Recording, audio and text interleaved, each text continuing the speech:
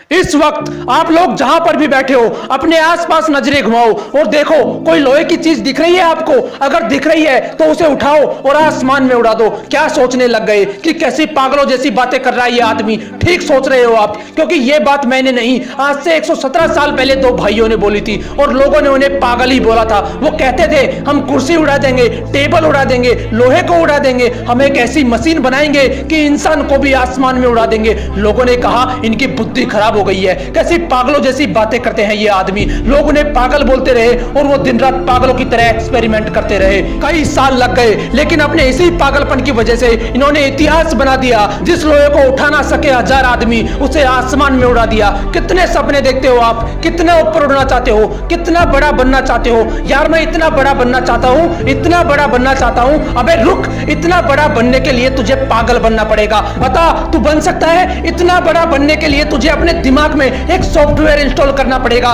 कि मैं 1000 बार फैलूंगा तब भी नहीं रुकूंगा। बोल तू कर सकता है ऐसा? अगर कर सकता है तो तू भी एडिसन जितना बड़ा बन सकता है। एडिसन एक ऐसा महान इंसान जो आज इस दुनिया में नहीं है, लेकिन उसके द्वारा किए गए 1093 आविष्कारों में वो आज भी जिंदा है। ये वही पागल इंसान है जो कहता था कि कांच से लाइट जला दूंगा, रात में भी दिन जैसा माहौल कर दूंगा। उस पर भी लोग चिल्ला रहे थे कि तू पागल हो गया है, ऐसा हो ही नहीं सकता, तू ऐसा कर ही नहीं पाएगा। लेकिन वो इंसान भी जिद्दी इंसान था। उसके पागलपन ने उसे ना रुकने दिया ना थकने दिया। हर बार फेल होने के बाद सिर्फ एक ही बात बोलता था कि साला एक बार और ट्राई करूंगा। वो 1000 बार फेल हुआ, लेकिन उसी पागल इंसान ने बल्ब का आविष्कार किया और इस दुनिया को रोशन करके चला गया। बनना चाहते हो इनकी तरह? बनना तो चाहता हूं, लेकिन मेरे पास इतनी फैसिलिटीज नहीं है। कुछ करना तो चाहता हूं, लेकिन मेरे पास पैसे नहीं है। बड़ा बनना तो चाहता हूं, लेकिन मेरा आईक्यू कम है। अबे रुक, कितना कम है तेरा आईक्यू? किताब में लिखा हुआ तो समझ में आता है ना तुझे? तेरा दिमाग जिम के जितना कमजोर तो नहीं है,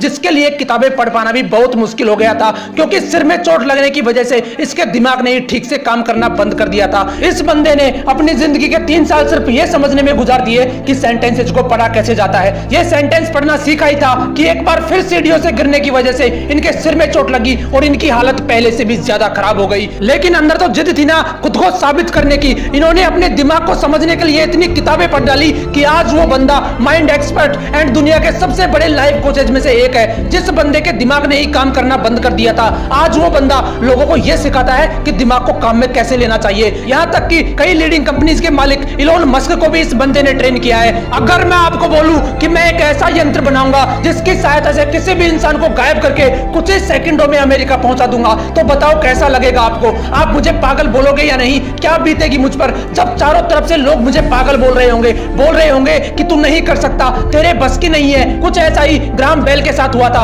वो बोलते थे कि ऐसा यंत्र बनाऊंगा जिससे आप भगवान की तरह हजारों किलोमीटर दूर बैठे किसी भी इंसान से बात कर पाओगे। लोगों ने कहा ये पागल हो गया है, इसकी बुद्धि फिर गई है। लोग चिल्लाते रहे उस पर, लेकिन वो नहीं रुका। एक के बाद एक एक्सपेरिमेंट करता चला गया और वो यंत्र बनाकर दिखा दिया जो पूरी दुनिया को असंभव लगता था, जिसे आप टेलीफोन के नाम से जानते हो। क्या अलग था इन लोगों में यार? ये कोई भगवान थे या इनके रावण की तरह 10 सिर थे? इनके शरीर में भी 206 हड्डियां थी, वही लाल रंग का खून था। फर्क सिर्फ इतना है कि ये इंसान जिद्दी इंसान थे। इनके अंदर एक ऐसा पागलपन था कि साला 1000 बार फेल होना मंजूर है लेकिन हारना नहीं। तुम्हारे पास 1000 बहाने होते हैं, लेकिन उनके पास सिर्फ एक सपना था और उस सपने को पूरा करने के लिए उन्होंने अपनी जी जान लगा दी। लेकिन तुम सिर्फ सपने देखते हो, उन्हें पूरा करने के नाम पर तुम्हारी हवा टाइट हो जाती है। क्या अलग था यार इन लोगों में? वो भी तुम्हारी तरह ही इंसान थे, फिर तुम क्यों नहीं कर सकते? तुम क्यों ऐसा सोचते हो कि लोग क्या सोचेंगे? क्यों अपने आप को कमजोर फील करते हो? क्यों तुम एक ठोकर लगने के बाद हार मान लेते हो? याद रखना, हारने वाला कभी असफल नहीं होता, लेकिन जो हार मान लेता है वो कभी सफल नहीं होता। इसलिए अपना एक लक्ष्य डिसाइड करो और उसके पीछे तब तक दौड़ते रहो जब तक वो आपको मिल नहीं जाता। लोग आपको रोकेंगे, टोकेंगे, डराएंगे, धमकाएंगे, लेकिन रुकना नहीं है, आगे बढ़ते रहना है। लोग टोकते हैं तो टोकने दो, भौंकते हैं तो भौंकने दो, लेकिन आप जिद्दी हो जाना अपने लक्ष्य के लिए। पागलपन की सारी हदें पार कर देना। मोटिवेशनल विंग्स आपको इसी तरह हौसलों की उड़ान देता रहेगा, इसलिए इसे लाइक, शेयर एंड सब्सक्राइब जरूर कर देना। लोगों ने रचे होंगे इतिहास कई सारे, तुम भी एक नया इतिहास रच देना। मिलते हैं नेक्स्ट वीडियो में एक नए मोटिवेशन के साथ। जय हिंद, जय भारत।